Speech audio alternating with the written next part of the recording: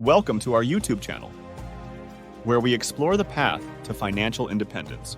Today we will explain to you the Dave Ramsey's 7 baby steps for wealth creation. This journey isn't just about money. It's about transforming your life and gaining control over your finances. Whether you're drowning in debt, struggling to save, or simply seeking a more secure financial future, these steps are your blueprint to success. Now, what are these 7 baby steps, you might ask? The 7 baby steps are a series of financial milestones created by personal finance expert Dave Ramsey, designed to help individuals and families break free from debt and achieve financial independence. This methodical approach is rooted in practical, straightforward financial principles that emphasize the importance of budgeting, eliminating debt, saving for emergencies, and investing for the future. Dave Ramsey, a renowned financial advisor and author, developed these steps based on his personal experience with financial hardship and recovery. After facing bankruptcy early in his career, Ramsey realized the need for a simple, effective plan to help people manage their finances, avoid common pitfalls, and build wealth over time. Drawing from his own journey out of debt and his experience counseling others, he formulated the 7 baby steps as a guide to financial peace and stability. So, George, 30 years ago when I started teaching this stuff, I was first teaching people how to get out of debt, live on a budget, be generous, live on less than you make. So you have a plan, you avoid debt, you save money for emergencies and later for investing. Because, of course, I learned my lesson the hard way, going bankrupt and getting out of debt, and learning how important it was to be debt-free as a part of building wealth. So all of that started to formulate after a few years of teaching in various settings and what became Financial Peace University. It used to be called Life After Debt. And it started becoming what we now call the baby steps. So now that you got some idea of what we mean by the 7 baby steps, let's take a look at what they are. We will try our best to explain with examples where relevant. Okay, let's start. Baby step 1. Save $1,000 for your starter emergency fund. And it all starts with baby step 1, having this foundation, saving $1,000 for a starter emergency fund. And if you have $1,000 already, great, just set that aside. That's your baby step 1. Any money you have that's not retirement, anything you can sell that is not retirement, you're going to liquidate it. If it's not retirement, you got some stock over here that Grandpa left you. You got a gold bar under your bed. I don't know what it is, but you got any money that's above $1,000. Maybe you got $10,000 in a savings account. That's $9,000 you've got. Baby step 1 is all about establishing a $1,000 emergency fund. Why $1,000, you ask? Well, it's a manageable amount for most people to save, yet substantial enough to cover most minor emergencies. This step is crucial for breaking the cycle of reaching for a credit card when unexpected expenses hit. Step 1 is like building your financial first aid kit, because life loves to throw curveballs, and sometimes they're more like bowling balls. This little cushion keeps you from diving headfirst into debt when life decides to get funky. Unfortunately, many people just take credit whenever the unexpected happens. We will just pay it off, they say. It will be easy to pay, they say. But believe me, credit is only making your emergency worse. You are only making your condition worse. Picture this. You are a superhero mom who used to treat your credit card like a magic wand for emergencies. Every time you use your credit card, you are only making yourself poorer. But with your new $1,000 safety net, you are now dodging debt like a pro. So, check your balance now. If you have $1,000 plus, then take that $1,000 and stash it right away. Baby step 2. Pay off all debt, using the debt snowball. Ready for a snowball fight? In baby step 2, your debt is the target. List your debts from tiniest to terrifying and tackle them one by one.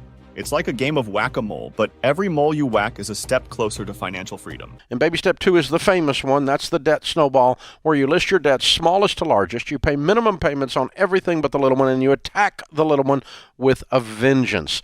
Imagine you're in a snowball fight, but instead of snowballs, you're hurling payments at your debts. The debt snowball method involves listing all your debts in order of size, starting from the smallest to the largest, regardless of interest rates. The idea is to gain momentum and confidence as you knock out each debt, much like how a snowball grows larger and rolls faster as it gathers more snow.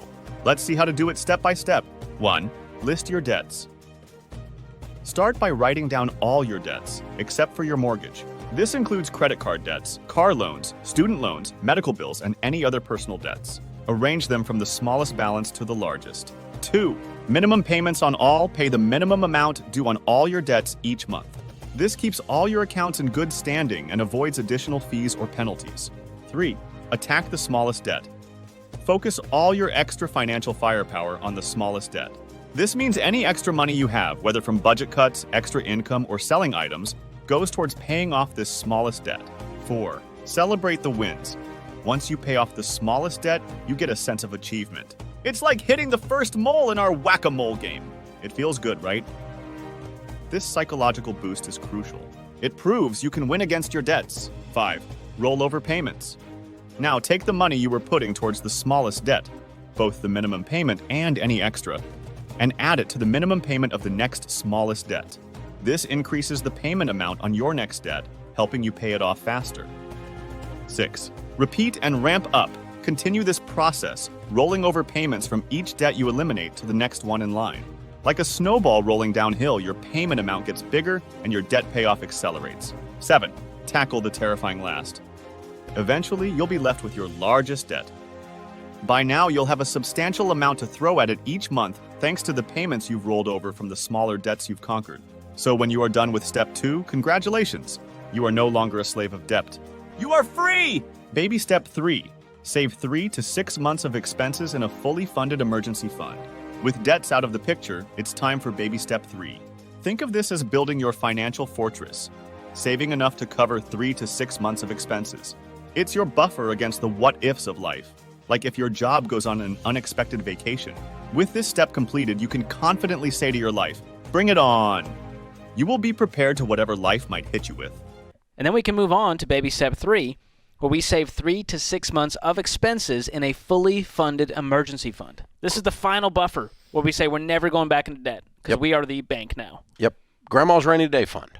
Why? It's going to rain. Dave, you need to be positive. I'm positive. It's going to rain. You need to be ready when crap happens. There's a pandemic coming around every corner. There's something coming, and if you have $20,000 cash in the bank, 3 to 6 months of expenses, whatever it is, and you have no payments, you are the third pig in the 3 little pigs, the one that's in the brick house when the big bad wolf comes. Baby step 4. Invest 15% of your household income in retirement. In baby step 4, you put 15% of your income aside into good growth stock mutual funds in retirement plans.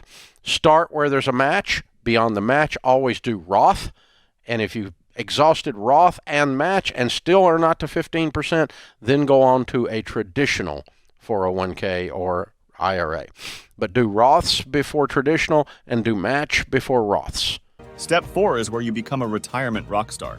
Put 15% of your income into retirement accounts and watch your future self high-five you. It's like planting a money tree and watching it grow into a lush forest of financial security. Now you may ask, how does investing 15% of your household income to retirement makes it grow?